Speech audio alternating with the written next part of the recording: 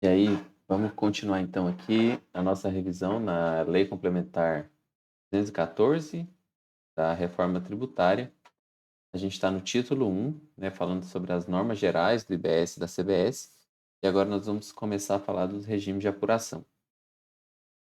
Então, aqui no artigo 41, né, o regime regular compreende todas as regras de incidência e de apuração, incluindo aquelas aplicáveis aos regimes diferenciados e aos regimes específicos. Fica sujeito ao regime regular contribuinte que não realizar a opção pelo simples ou pelo MEI.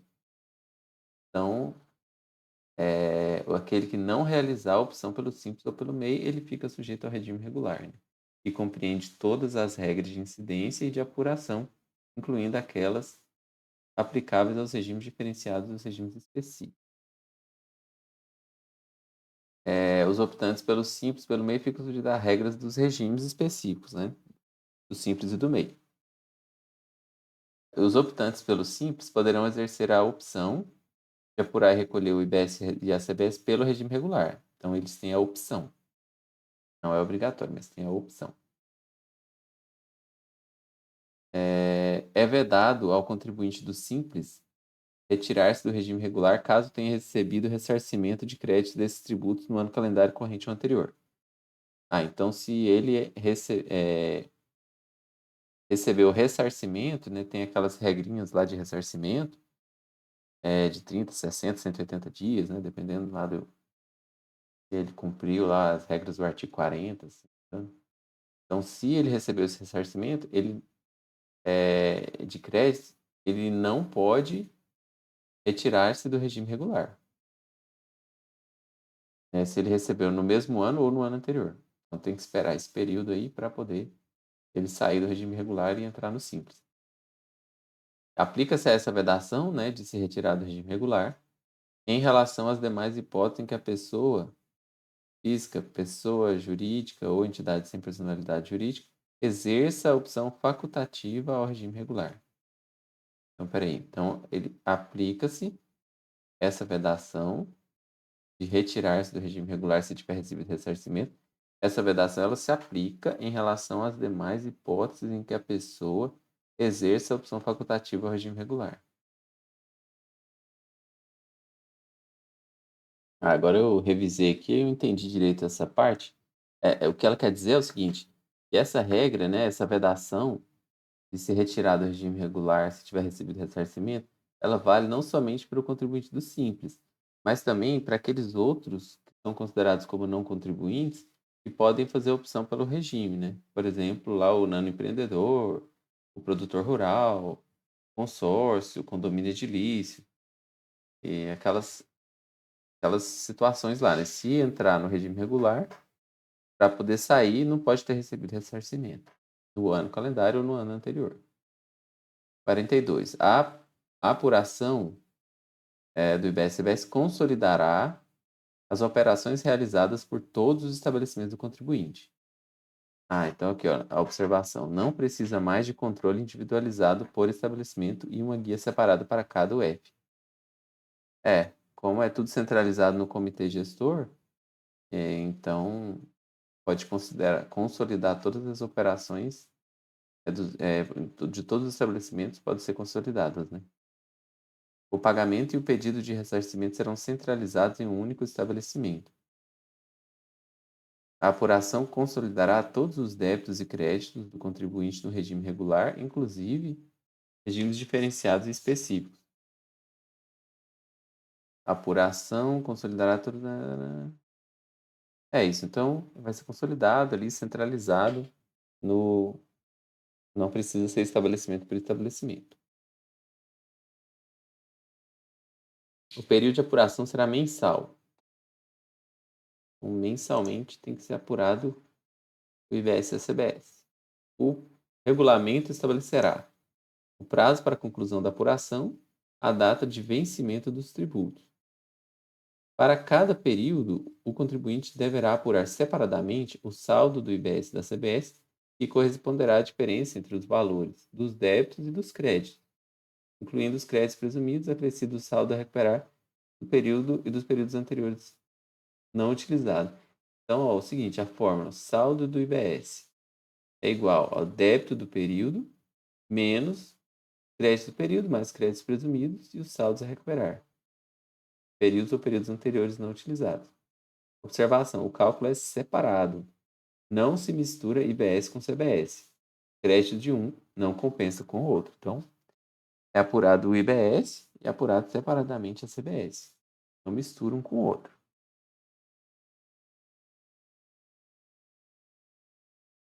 Ok. O contribuinte poderá realizar ajustes positivos ou negativos no saldo.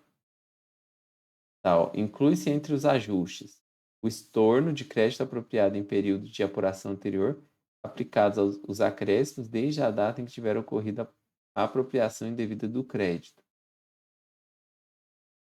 Então, o estorno de crédito. Opa, foi errado aqui. Estorno de crédito apropriado em período de apuração anterior, aplicados os acréscimos desde a data em que tiver ocorrido a apropriação indevida do crédito. E também, ó, do saldo apurado serão deduzidos os valores extintos por split payment, recolhidos por adquirentes ou pagamento pelo responsável, e resultará.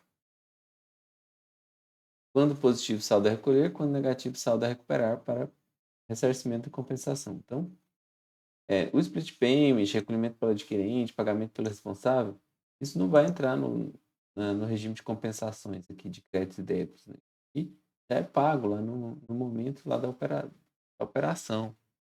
Então, não tem que ir para essa apuração mensal. Por isso que está falando que vai ser deduzido valores que já foram extintos por essas formas aqui de extinção. A apuração implica confissão de dívida e constituir crédito tributário. Então, uma vez que o contribuinte declarou que aquilo ali, está confessando dívida. A confissão de dívida é instrumento hábil e suficiente para a exigência do valor do IBS da CBS. A apuração deverá ser realizada e entregue ao Comitê Gestor e à Receita. E o Comitê e a Receita poderão apresentar ao sujeito passivo apuração assistida. Então tem uma sistemática aqui, ó, artigo 46, está definindo uma sistemática nova, que é a tal da apuração assistida. O saldo da apuração assistida será calculado nos termos do artigo 45, né, que é por aqui nas diferenças de débitos e crédito. E terá por base documentos fiscais eletrônicos, informações relativas à extinção dos débitos por quaisquer das modalidades previstas e outras informações prestadas pelo contribuinte. Caso haja apresentação da apuração assistida, a apuração pelo contribuinte, no artigo 45, somente poderá ser realizada mediante ajuste na apuração assistida. A apuração assistida, caso o contribuinte a confirme ou nela realize ajustes, implica confissão de dívida. Na ausência de manifestação do contribuinte sobre a apuração assistida, presume-se correto o saldo apurado e considera-se constituído o crédito. Então, essa apuração assistida ela vai ser feita diretamente pelo Comitê Gestor e pela Receita. Não é o próprio contribuinte que vai fazer. Ele só pode fazer ajustes na apuração assistida.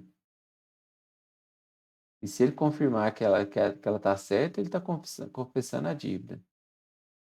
E na ausência de, se ele não se manifestar nem nada, presume-se que aquela apuração assistida está correta. A confissão de dívida e a apuração assistida são instrumentos hábeis e suficientes para a exigência do IBS da CBS incidentes sobre as operações. O saldo resultante da apuração poderá constituir saldo a recolher ou saldo a recuperar, conforme o caso. O disposto nesse artigo não afasta a prerrogativa de lançamento de ofício relativa a diferenças posteriormente verificadas. Então, mesmo que ele siga a apuração assistida fornecida pela Receita pelo Comitê Gestor, ainda assim não afasta a prerrogativa de ter um lançamento de ofício depois relativo à diferença. E a apuração assistida, ela deverá ser uniforme e sincronizada para o IPS e a CBS. Beleza, não cumulatividade. Vamos ver o que fala aqui sobre não cumulatividade, né? O contribuinte sujeito ao regime regular poderá apropriar créditos quando ocorrer a extinção dos débitos relativos às operações em que seja adquirente, excetuada exclusivamente aquelas consideradas de uso e consumo pessoal. Então, é, nas aquisições para uso e consumo pessoal não há crédito. Interessante, né? Poderá apropriar créditos quando ocorrer a extinção, no momento da extinção do crédito, ou do débito, né? Relativo à operação em que ele é adquirente. A apropriação dos créditos será realizada de forma segregada para o IBS e para a CBS. Tá bom, segregada. E será condicionada à comprovação da operação por meio de documento fiscal eletrônico idôneo. Os valores dos créditos corresponderão aos valores dos débitos, da caso do documento fiscal de aquisição e extintos, aos valores, e também corresponderão aos valores dos créditos presumidos. Então, o que são os créditos, né? Eles são os débitos destacados e extintos das operações de aquisição realizadas e os valores de crédito presumido. Eu tinha até colocado alguma coisa a mais aqui. Crédito presumido, saldo a recuperar.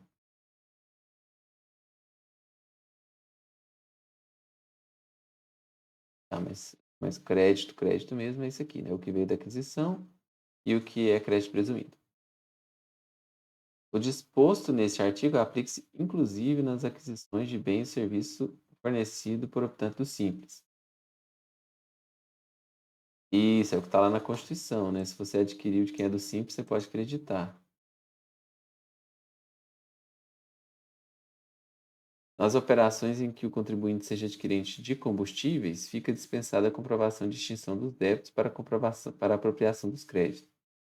Os créditos serão equivalentes aos valores registrados no documento fiscal eletrônico idôneo. Nesse caso aqui dos combustíveis, né? Os créditos serão equivalentes aos valores registrados no documento fiscal.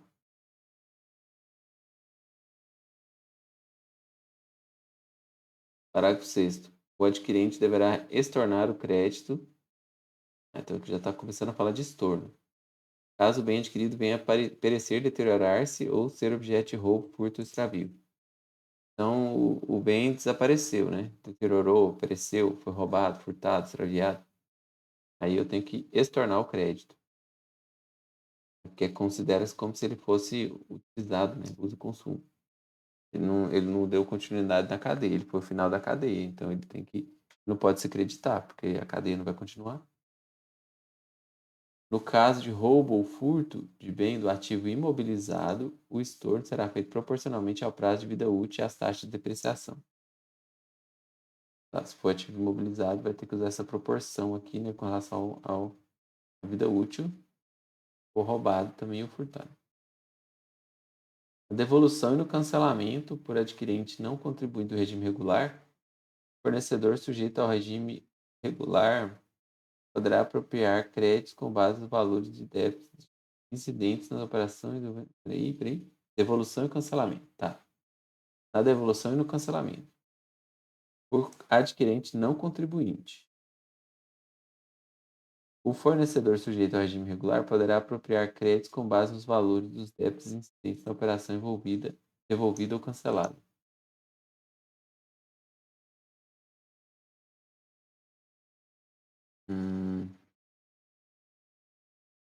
Então, o fornecedor forneceu para um adquirente não contribuinte. E essa pessoa que adquiriu, esse não contribuinte, ele está devolvendo ou cancelando a compra. Daí o fornecedor, sujeito ao regime regular, ele poderá apropriar créditos com base nos valores dos débitos incidentes na operação devolvida ou cancelada. Isso aqui, esse crédito, ele vai servir para cancelar aquele débito, né, da venda. Entendendo assim, né? Para meio que zerar a operação ali. É, na hipótese de o pagamento realizado,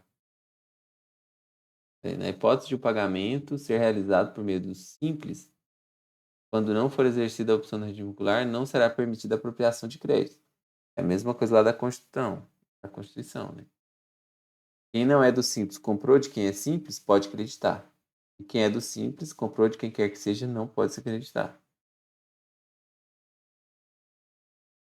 É, será permitida ao contribuinte sujeito ao regime regular a apropriação dos créditos na aquisição dos bens e serviços optantes pelo simples, um montante equivalente ao devido por meio desse regime. É o que eu acabei de explicar. Parágrafo 10. A realização de operações sujeitas à alíquota reduzida não acarretará o estorno parcial ou integral dos créditos apropriados pelo contribuinte, salvo quando expressamente previsto nessa lei complementar. Se a saída posterior for com a alíquota beneficiada por regime diferenciado, não precisa fazer estorno proporcional do crédito da mercadoria adquirida. Então é isso, né? Se a operação posterior, a operação subsequente, estiver beneficiada por um regime desses aí, não tem que fazer nada com relação a estorno de crédito. Só mesmo se não existia a operação posterior, né? Que é esse caso aqui do roubo, furto, perecimento, deterioração. 11.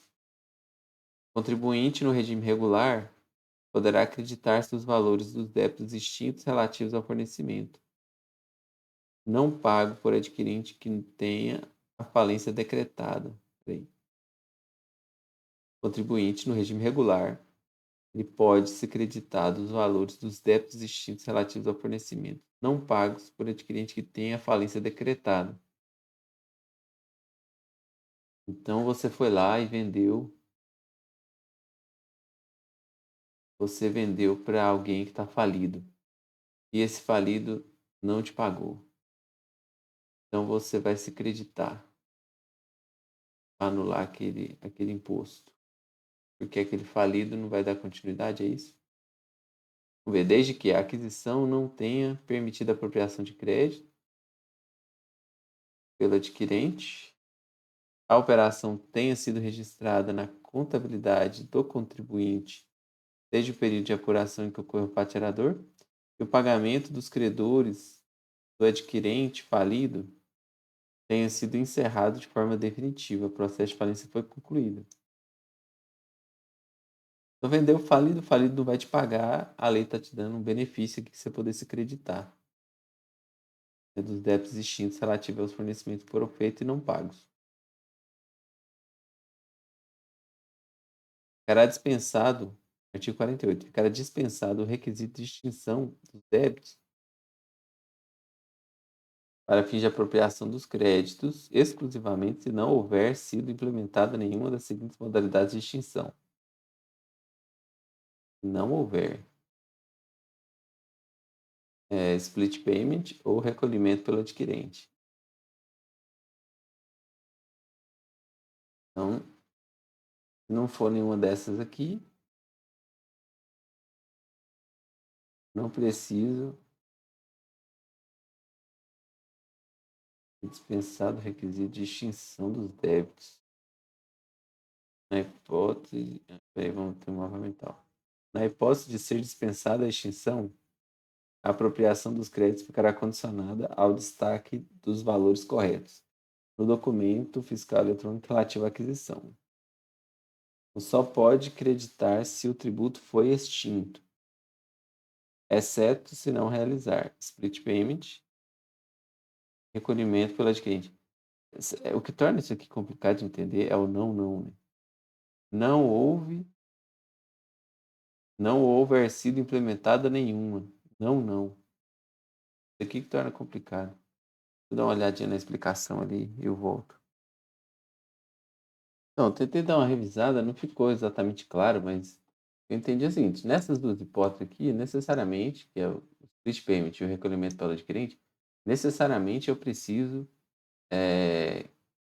que tenha ocorrido a extinção do débito para eu poder me acreditar. Nas outras, não, não necessariamente.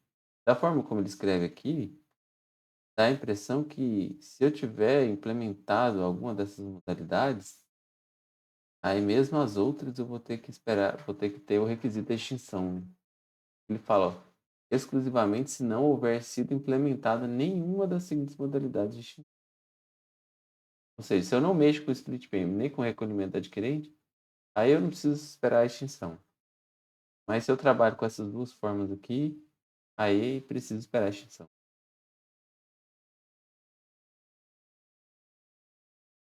Entendi assim. Não sei se eu estou certo. Se estiver errado, se alguém puder me explicar, agradeço.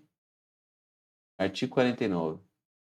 As operações imunes, isentas ou sujeitas a alíquota zero e diferimento ou a suspensão não permitirão a apropriação de créditos pelos adquirentes. Então, o que é que não permite crédito, né, pelo adquirente? Operações imunes, isentas, sujeitas a alíquota zero, a diferimento ou a suspensão.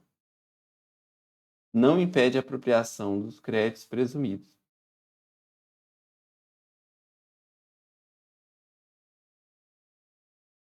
Ó, então aqui, ó, essas operações imunes, isentas, sujeitas a alíquota zero, diferimento e suspensão, elas não permitem o crédito pelos adquirentes. Mas, mesmo que seja imune, isenta, alíquota zero, diferimento ou suspensão, se tiver crédito presumido, eu posso. Eu posso. Ele é presumido. É, isso, os previstos expressamente nessa lei. Como artigo 50. Nas hipóteses de suspensão, caso haja exigência de crédito suspenso, a apropriação dos créditos será admitida somente no momento da extinção, vedada a apropriação de créditos em relação aos acréscimos legais. Então, se eu tivesse, o crédito tivesse suspenso, caso haja exigência do crédito suspenso, a apropriação dos créditos será admitida somente no momento da extinção. Tá? É dada a apropriação dos créditos em relação aos acréscimos. A imunidade e a isenção acarretarão a anulação dos créditos relativos a operações anteriores. Então, deu saída imune, deu saída isento, tem que anular os créditos das operações anteriores. A anulação será proporcional ao valor das operações imunes e isentas sobre o valor de todas as operações do fornecedor.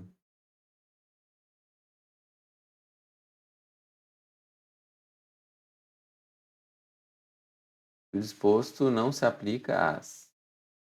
Disposto parágrafo 1º, que é o quê? Essa anulação proporcional, né? Ela não se aplica às exportações, porque na exportação você tenta permanecer com crédito. As operações com livros, jornais, periódicos, papéis e no caso de serviços de comunicação nas modalidades de radiodifusão sonora. São as imagens de recepção livre gratuita. Ó, saída imune ou isenta. Anula o crédito proporcional às saídas isentas não tributadas. Isso não se aplica nos casos de exportação, livros de papéis e serviço de comunicação livre gratuita.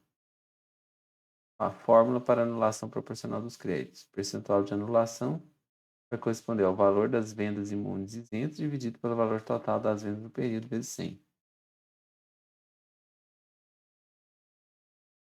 No caso das operações sujeitas à alíquota zero, serão mantidos os créditos. Então, saída com a alíquota zero, mantém o crédito. Interessante, ó. Quanto que eu tenho que anular o crédito? Isentas e não tributadas. E a alíquota zero, mantém o crédito. Então, tem uma diferença muito grande aqui. Quando é a alíquota zero e quando é isenta não tributada, né? Por exemplo, a alíquota zero lá, que é a cesta básica, né? A cesta básica. Ali é a alíquota zero, né? Tenho quase certeza, a gente vai ver isso mais pra frente. Quase certeza que é isso. Então, a imune e isenta. Não, isentas e não tributadas, né? Entendo que o imune entra aqui também, exceto esses casos aqui. Aí tem que anular o crédito. E se for alíquota zero, mantém o crédito. Os créditos apropriados em cada período poderão ser utilizados na seguinte ordem mediante. Então, para que eu vou usar meus créditos? Primeiro, para compensar com saldo a recolher vencido, não extinto e não inscrito em dívida ativa relativa ao período de apuração anterior, inclusive os acréscimos legais. Então, para compensar com saldo vencidos, não extintos e não inscritos em dívida ativa.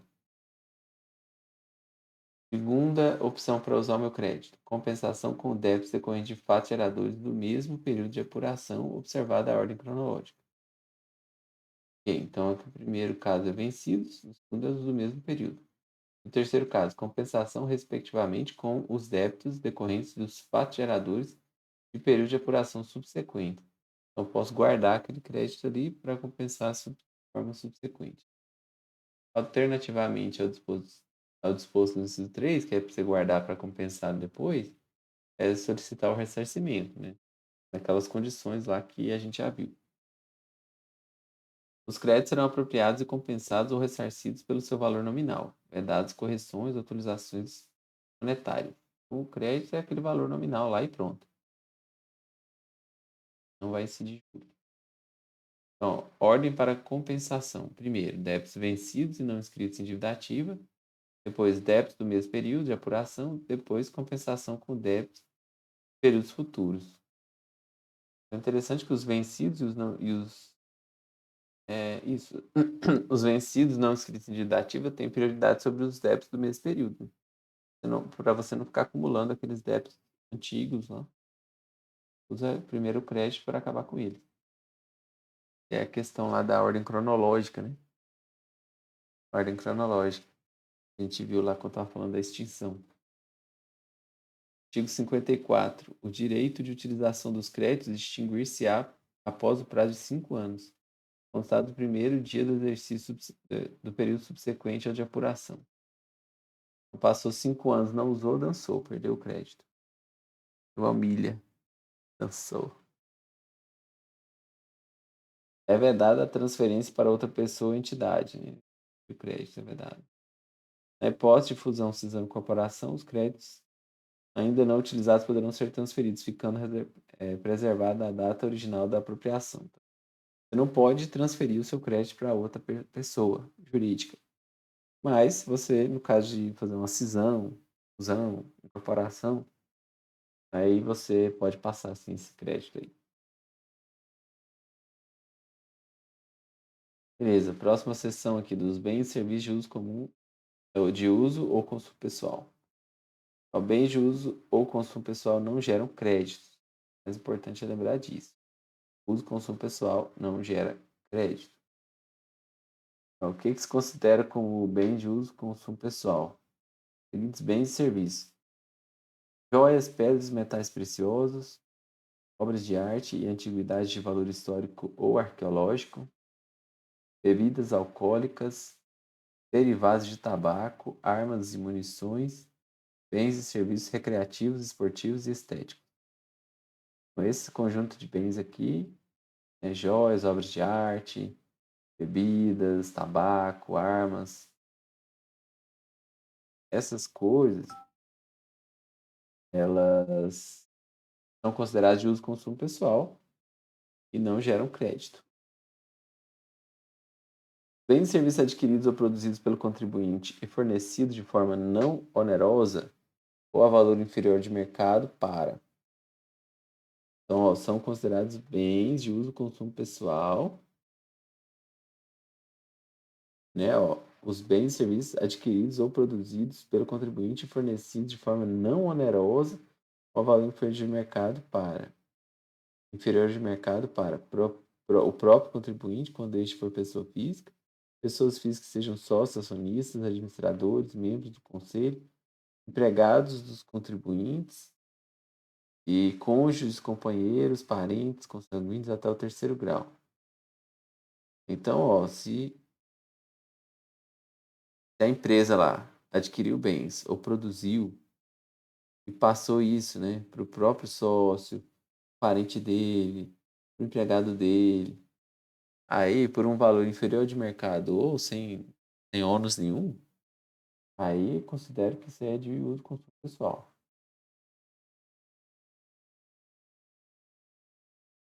Então, para fins do segundo, que é esse aqui de você passar para o próprio sócio, considera-se bens e serviços de uso e consumo pessoal, entre outros. Bem imóvel residencial, veículo.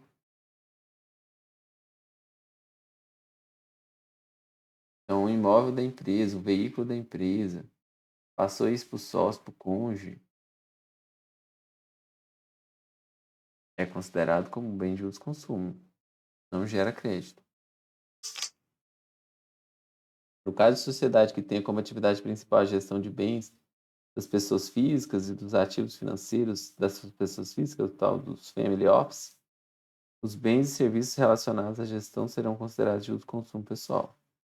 Não se consideram bens de serviço de uso e consumo pessoal aqueles utilizados preponderantemente na atividade econômica, de acordo com os seguintes critérios, né? As joias, obras de arte, bebidas e tabaco que sejam comercializadas ou utilizadas para a fabricação de bens a serem comercializados. As armas e munições para comercialização ou que sejam utilizadas por empresas de segurança. Então, por exemplo, se a empresa de segurança compra as armas para os vigilantes e se acredita,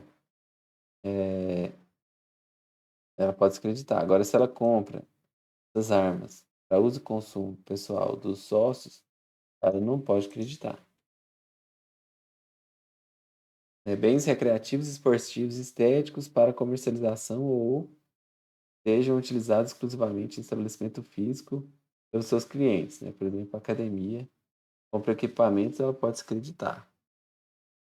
Bens e serviços previstos no inciso 2 desse artigo aqui que eu estou no parágrafo terceiro. Então, tá, os bens da empresa que ela passou lá para o sócio, para o cônjuge, etc. Que consistam em, né? Então, ela pode passar e pode descreditar. Peraí. Ela pode passar para o sócio, pode passar para si mesmo, pode passar para o parente, que ainda assim não vai ser bem de uso e consumo pessoal. É o quê?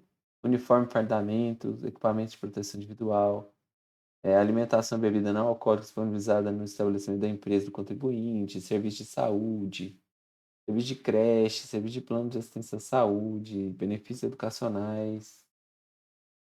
Tá, então, se a empresa der uniforme lá, a mulher do dono da empresa trabalha lá, ela recebe um uniforme, um fardamento, um EPI para trabalhar lá com o marido dela, aí assim aquilo ali vai poder ter crédito, porque ela está usando aquilo ali para trabalho, ela não está fazendo uso e consumo, não. Os bens e serviços que não estejam relacionados ao desenvolvimento de atividade econômica por pessoa física, como contribuinte do regime regular, serão considerados de uso e consumo pessoal. Isso aqui é para evitar que os profissionais liberais aproveitem o crédito sobre suas compras pessoais. Exatamente. Uso ou consumo pessoal em relação aos bens de uso, né? Fica vedada a apropriação de créditos. É isso. A principal questão do uso de definir um bem como de uso e consumo pessoal nessa lei é para dizer se vai poder ou não se creditar, né? Se for considerado de uso e consumo pessoal, não tem direito a crédito. Caso tenha havido apropriação de crédito, serão exigidos débitos no valores equivalentes aos créditos com acréscimo. Nas hipóteses de fornecimento de bem, de bem do contribuinte para utilização temporária pelas pessoas físicas de que trata o inciso 2, serão exigidos débitos em valores equivalentes aos dos créditos, calculados proporcionalmente ao tempo de vida útil do bem. Então, peraí, nas hipóteses de fornecimento de bem ou do contribuinte para a utilização temporária pelas pessoas físicas que tratam o inciso 2. Então, dos parentes lá, do cônjuge ou do próprio sócio, foi passado para ele ali para utilização temporária. Serão exigidos débitos e valores equivalentes aos dos créditos calculados proporcionalmente ao tempo de vida útil do bem. Não passou para ele lá, mas ele vai usar só por um tempo, então proporcional. O regulamento disporá sobre a forma de identificação da pessoa física destinatária do bem ou serviço. Ok.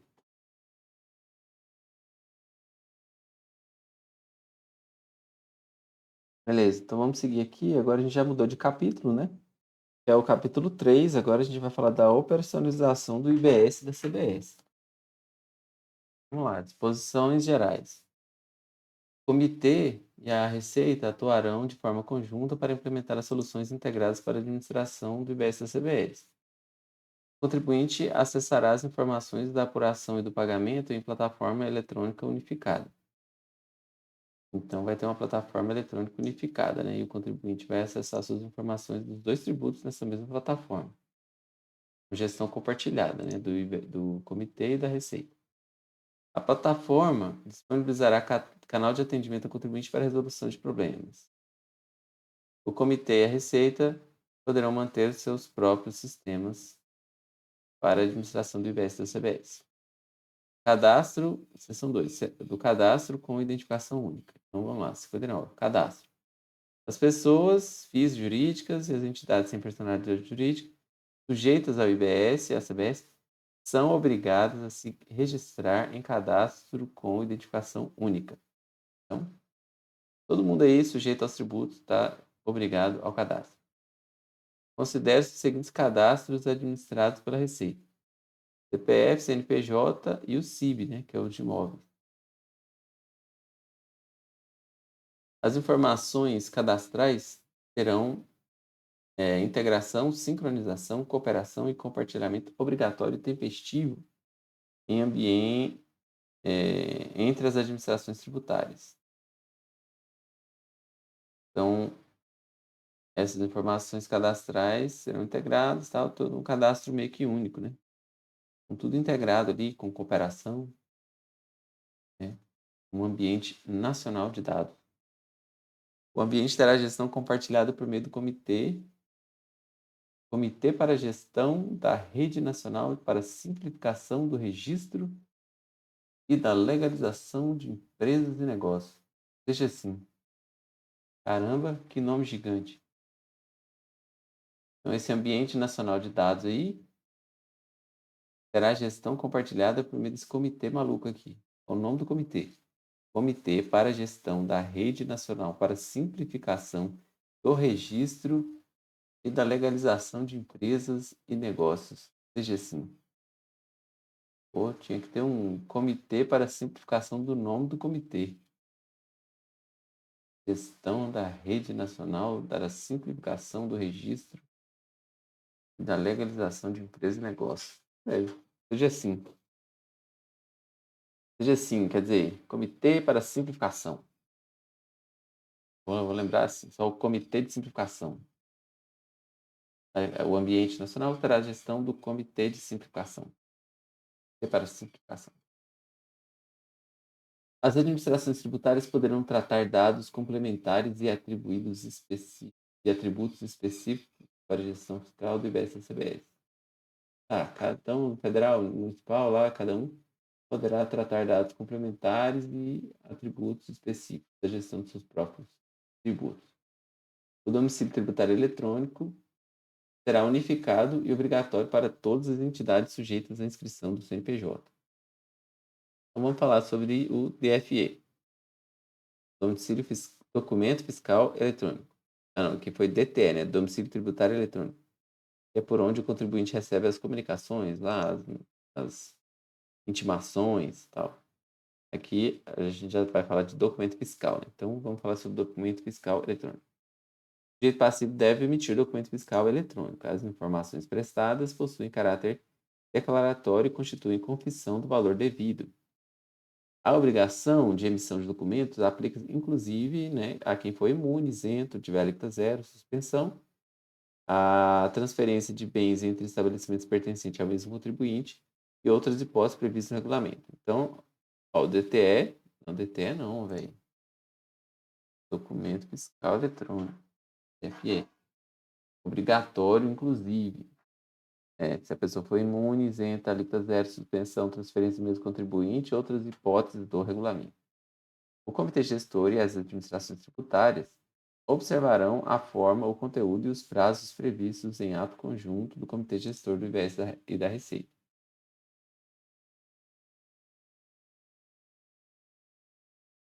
Os documentos fiscais, né, deverão ser compartilhados com todos os entes federativos no momento da autorização ou da recepção. O regulamento poderá exigir informações complementares necessárias à apuração dos impostos e o documento fiscal idôneo, considerado idôneo, se considera esse documento fiscal idôneo o registro de informações que atenda às exigências estabelecidas no regulamento. Beleza. Próxima seção aqui, dos programas de incentivo à cidadania fiscal. Então, o comitê e a Receita, eles poderão instituir esses programas de incentivo à cidadania fiscal por meio de estímulo à exigência da emissão de documentos fiscais. Você ganha negócio lá de CPF na nota. Esses programas poderão ser financiados pelo montante equivalente a 0,05%, 5 centésimos por cento da arrecadação. O regulamento poderá prever hipóteses em que as informações apresentadas no split payment elas poderão ser utilizadas para identificar o adquirente que não seja contribuinte, garantida a opção do adquirente por outra forma de identificação. Então, lá no split payment vai identificar o contribuinte, né? Mas ele pode também optar por outra forma de identificação. Posições transitórias. Ficam a União DF municípios e estados obrigados a adaptar os sistemas autorizadores e aplicativos de emissão de documentos fiscais eletrônicos vigentes para utilização de layout padronizado. Então, é uma obrigação aqui para que os entes federativos adaptem seus sistemas para os layouts padronizados. Também ficam obrigados a compartilhar os documentos fiscais eletrônicos com o ambiente nacional. Os municípios do DF ficam obrigados, a partir de 1º de janeiro de 26, já no ano que vem, a autorizar seus contribuintes a emitir nota fiscal de serviço eletrônica no ambiente nacional ou, na hipótese de possuir emissor próprio, compartilhar documentos fiscais eletrônicos gerados conforme layout padronizado. Então, se o município ainda não autoriza a nota fiscal de serviço eletrônica, vai ter que autorizar a partir de 1º de janeiro de 26. Ou, na hipótese de possuir emissor próprio, compartilhar documentos fiscais eletrônicos gerados conforme layout padronizado. Esses municípios e o DF também, a partir de 2016, serão obrigados a compartilhar o conteúdo de outras modalidades de declaração eletrônica conforme layout padronizado para o ambiente de dados nacional da nota fiscal de serviço eletrônico. Então, isso que está disposto aqui aplica-se até 31 de dezembro de 32. Obrigação aqui de autorizar a emitir as notas fiscais de serviços eletrônicos. Os dados do ambiente centralizador nacional da NFSE deverão ser imediatamente compartilhados em ambiente nacional. O padrão e layout são aqueles definidos em convênio que tiver instituída a NFSE, desenvolvidos e geridos pelo CGNFSE, o Comitê Gestor da Nota Fiscal de Serviço Eletrônico.